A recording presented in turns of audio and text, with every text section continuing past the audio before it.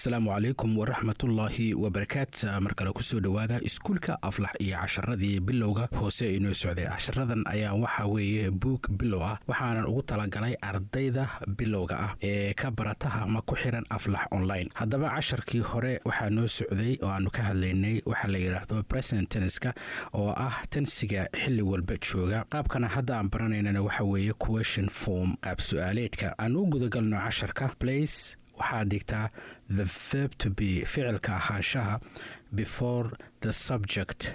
waxaad hor dhigtaa ka horeysii baa lagu yiri ficil sameeyaha. subjectiga waxaa weeye qofka ficilka waxa sameynaya ama qof ha noqdo ama shay ha noqdo.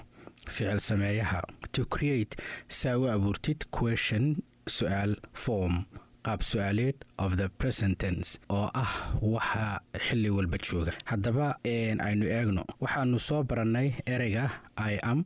waxay noqon doontaa mid la kala wareejiyo si ay u noqoto su-aal. ayda ayaa waxay u maraysaa dib, waxaana hore soo maraysaa amta. waxa ay noqonaysaa am I. marka tusaale ahaan am I late, miyaan soo daahay. am I late. haddaa marka aad fiirisid saddexdaas waxa ay kala yihiin aan idiin macneeyo. aydu waxaanu niri sideedaba waa magacuyaal, waa pronoun. amtuna waxa weeye verb to be-ga. haddaba marka waxaa lagu yidhi si aad uga dhigtid su-aal, verb to be-ga ayaad waxaad ka hormarinaysaa magacuyaalka.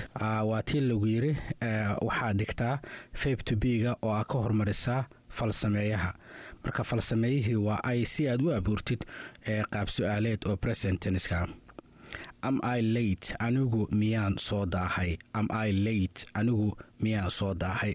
sidaasoo kale haddaad leedahay ama aad rabtid inaad qof su-aal weydiisidoo ah miyaan anigu aanahay soo daahay, miyaad adigu soo daahday, waxaad odhan kartaa are you late. adigu miyaa soo daahday. tusaalaha ku xiga aan u gudbo. tusaalaha ku xiga wuxuu leeyahay are you my new boss. adigu ma waxaa tahay maamulahayga cusub. are you my new boss, ma waxaa tahay maamulahayga cusub. sidaad u aragtid aarta ayaa waxaa laga soo hormariyay you. markii hore waxay ahayd you are my new boss, tusaale ahaan waxaa tahay maamulahayga cusub. balse waxaa laga dhigay qaab su-aaleed oo waxaa la soo hormariyay aartii. waxay noqotay are you my new boss, ma waxaa tahay maamulahayga cusub. is he your teacher. isagu ma macalinkaaga. isagu ma macalinkaaga. tanna haddaad fiirisid sidaa ogtihiin hiidu waxay qaadataa marka laga hadlayo wax mar walba jooga is. sidaa la adligeed istii oo ahayd verb to be-ga ayaa la soo hormariyey, waxaana laga soo hormariyey hiidii oo ahaa subjectiga ama magacuyaalka. is he your teacher, isagu ma macalinkaaga. is she your neighbor. iyadu ma deriskaaga. is she your neighbor, iyadu ma deriskaaga. okay, is it expensive. waxan ama shaygan maqaaliba. is it expensive, waxani maqaaliba. intaanu sheegnay waxaa loo isticmaalaa waxaan ama caqliga lahayn ama sida ashaada ama xawayaankaba. haddaad leedahay saacad oo kale is it bay noqonaysaa is it expensive, ma wax qaaliyaaba. jeerka oo kale haddaa ka hadlaysid is it expensive chair, ma kursi qaali aba. marka sidaasoo kale waxaa loo isticmaalaa waxa aan caqliga lahayn ama ashyaada. marka saa iyadana aragtaan waxaa la soo hormariyey ista, waxaana loo soo hormariyey si su-aal looga dhigo. ta kale wiida waxay qaadataa ar marka laga hadlayo present tenniska ee senteniska caadiga ah.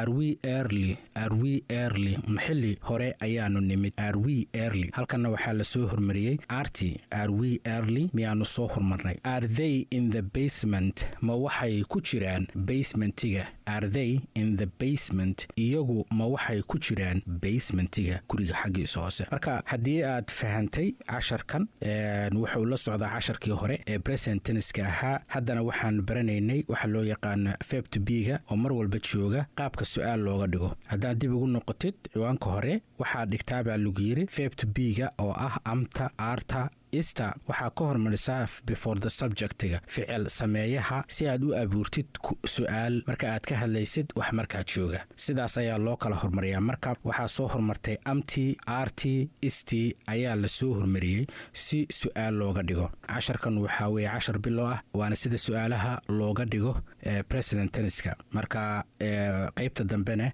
waxaanu ku eegi doonaa qaybaha kale annagoo su'aalo iska weydiin doona sida ay ku habboon yihiin. intaasna ayaanu ku ekeeninaa kana.